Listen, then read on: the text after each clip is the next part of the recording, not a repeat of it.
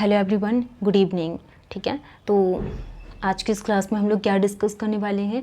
SSC JE, MPPSC एई या RRB JE हो या फिर सब इंजीनियर का एग्ज़ाम हो, कहने का मतलब ये है कोई भी एई जेई एग्ज़ाम को अगर आप टारगेट करके चल रहे हो या फिर आपका एनी अदर क्या है किसी भी स्टेट का एग्ज़ाम हो, जैसे कि गुजरात एई का एग्ज़ाम होता है, गुजरात जेई का एग्ज़ाम कंडक्ट होता है, एमपी महाराष्ट्र का हो गया, राजस्थान है यूपी पीएससी हो गया, यूपी पीपीएससी एई है, जेई है, तो इस प्रकार से मतलब हर स्टेट में एग्ज़ाम कंडक्ट होते हैं। बट इसमें डिफरेंस क्या है, ठीक है, कहने की बात ये है हम कोई भी सब्जेक्ट पढ़ रहे हैं, टेक्निकल सब्जेक्ट में क्या है जैसे कि बिल्डिंग मटेरियल है, इरिगेशन हो गया, environmental, highway engineering, steel, RCC, subject तो हमारे पास सारे क्या है टेक्निकल एक ही सब्जेक्ट है। अगर हमें बिल्डिंग मटेरियल पढ़ना है तो ये सब्जेक्ट हमको एसएससी में भी काम आएगा, एमपीपीएससी एई में भी काम आ जाएगा और आरआरबी जेई में भी काम आ जाएगा। ठीक है, मतलब सब्जेक्ट एक है तो हमें किन चीज़ों में ज़्यादा फोकस करना है।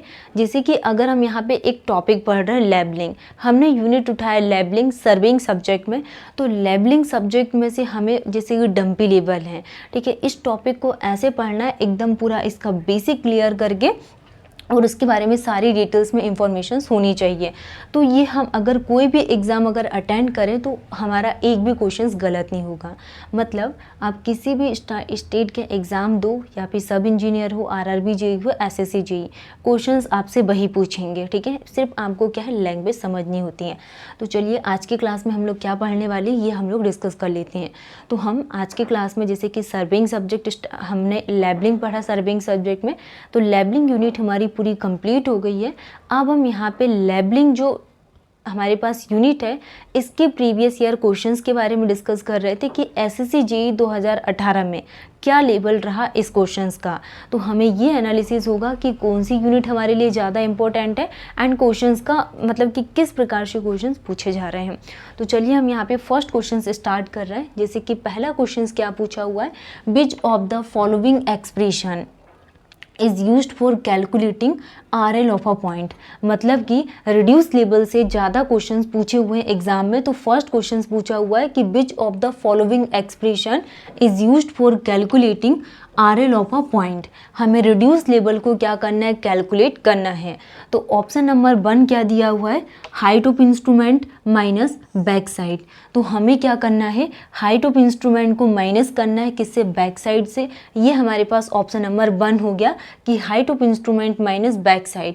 नेक्स्ट क्वेश्चन क्या पूछा हुआ है कि हाइट ऑफ इंस्ट्रूमेंट प्लस क्या करना है, फोर साइड।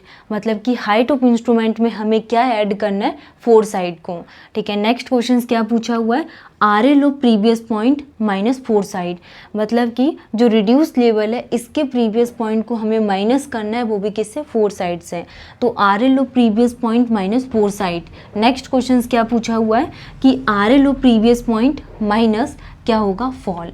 तो इस क्वेश्चंस में हमारे लिए करेक्ट आंसर क्या होगा कि अगर हमें किसी भी पॉइंट के रिड्यूस लेवल को क्या करना है, कैलकुलेट करना है, तो इसके लिए हमारे पास क्या करेक्ट आंसर होगा। तो हाइट ऑफ इंस्ट्रूमेंट की डेफिनेशंस क्या होती है ये हम यहाँ पे थोड़ा टॉपिक को समझेंगे। हाइट ऑफ इंस्ट्रूमेंट के लिए क्या डेफिनेशंस होती हैं, तो रिड्यूस लेवल इक्वल टू क्या होगा, height of instrument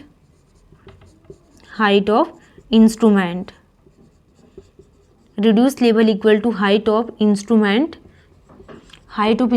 minus four और इंस्ट्रूमेंट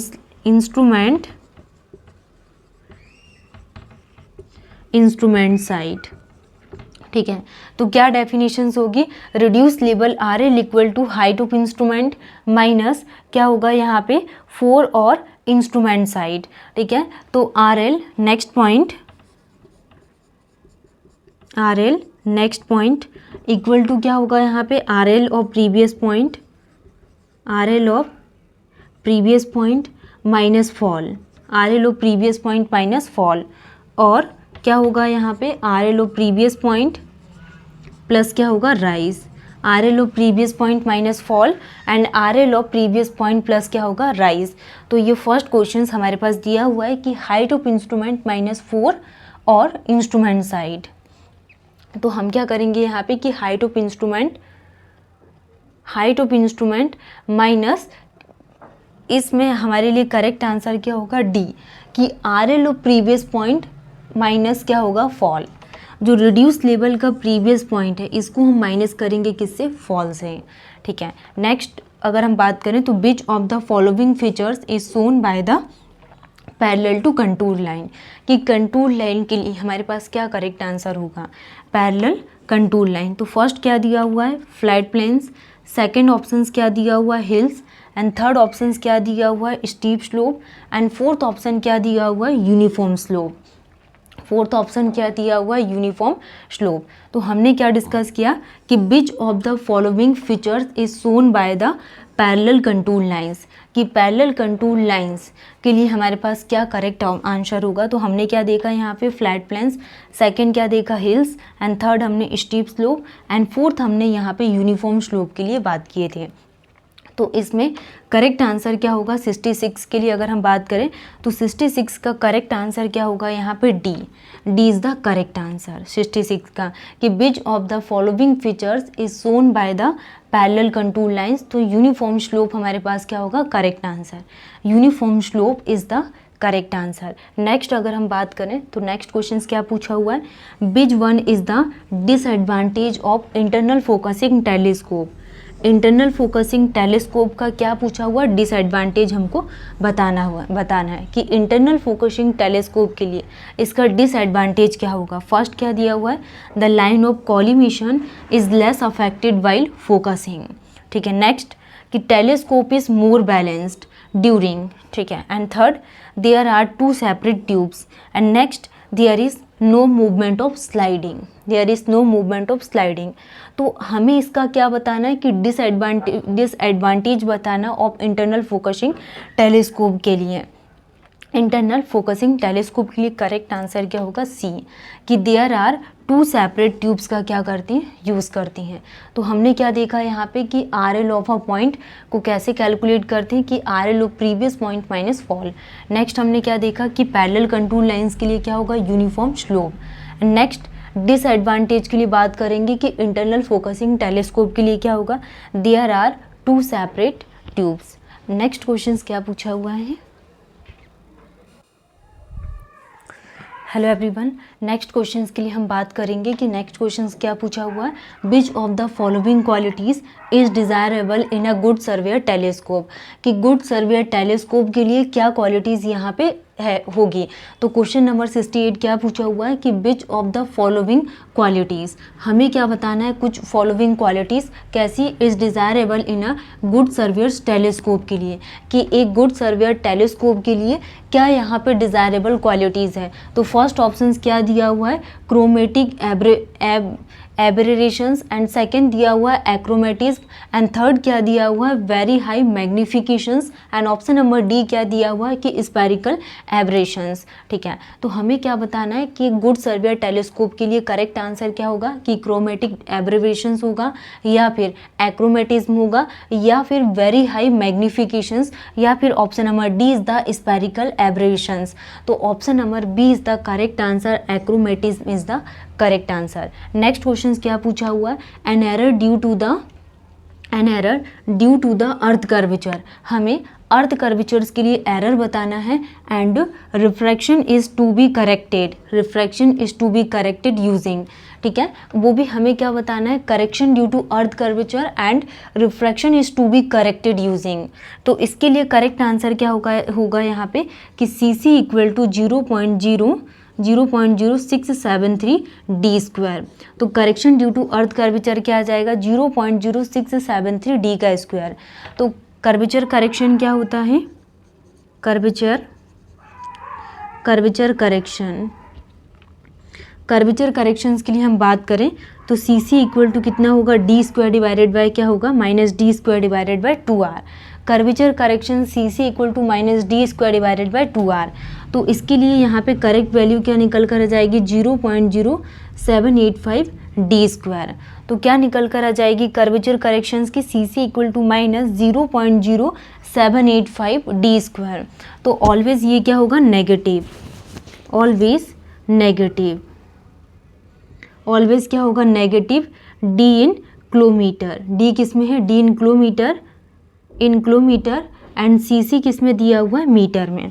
तो हमने क्या देखा यहाँ पे कि curvature correction CC equal to minus D square divided by 2r and refraction correction क्या होता है, रिफ्रैक्शन करेक्शन, ठीक है। तो रिफ्रैक्शन करेक्शंस के लिए अगर हम बात करें तो C R equal to 1/7 of D square divided by क्या होगा, 2r, 1/7 D square divided by 2r, और ये ऑलवेज क्या होगा, पॉजिटिव, ये ऑलवेज क्या होगा, पॉजिटिव होगा। क्या, correction due to refraction 1/7 of D square divided by 2r। तो ये क्या आ जाएगा यहाँ पे 1/7 into 0.0785 D square plus 0.0112 D square. तो इसके लिए करेक्ट आंसर क्या आ जाएगा, plus 0.0112 D square. And combined correction क्या होता है, कंबाइंड करेक्शन, ठीक है। तो combined correction C D equal to कितना आ जाएगा यहाँ पे, सी सी प्लस क्या होगा, सी आर। तो सी सी प्लस क्या होगा, सी आर, मतलब कि 0.0785 D square plus 0.0112 D square. तो करेक्ट आंसर क्या आ जाएगा, 0.0673 डी स्क्वायर। तो कंबाइंड करेक्शंस के लिए क्या निकल कर आ जाता है, -0.0673 डी स्क्वायर, और सी सी की वैल्यू क्या आ जाती है, -0.0785 D square. And C R क्या होता है, ठीक है, सी आर की वैल्यू हमने देख ली है। तो तीनों वैल्यू हमारे पास निकल कर आ गई, और जो करेक्ट आंसर होगा सी सी इक्वल टू क्या होगा, 0.0673 D square. Next, in labelling work the rise and fall method of computation provides an arithmetic check on. The rise and fall method of computations provides an arithmetic check on. First क्या दिया हुआ है, four side and back side. Next क्या दिया हुआ, back side and intermediate side. Next four side and intermediate side, back side, intermediate side and fourth side. तो 70 के लिए हमारे पास करेक्ट आंसर क्या होगा, D, back side, intermediate side and fourth side. आज के क्लास को हम यहीं पे स्टॉप करते हैं एंड नेक्स्ट डे इससे रिलेटेड और क्वेश्चंस प्रैक्टिस करेंगे। Thank you.